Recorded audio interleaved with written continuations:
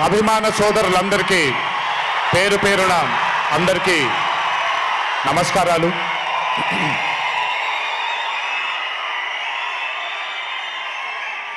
చాలా కాలం అయింది మనందరం కలుసుకొని. నవ్వించడం అనేది ఒక చాలా గొప్ప వరం. మనకెన్నో బాధలున్నా, ఎన్ని కష్టాలున్నా,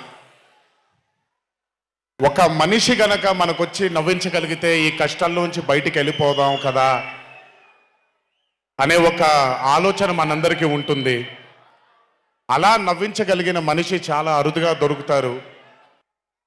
ఒక పెద్ద చిత్రాన్ని హిట్ చేసిన తర్వాత సీక్వెల్గా అంతకంటే గొప్పగా జనాల్ని, ప్రజల్ని, ఆడియన్సెస్ని రంజింప చేయడం చాలా కష్టం.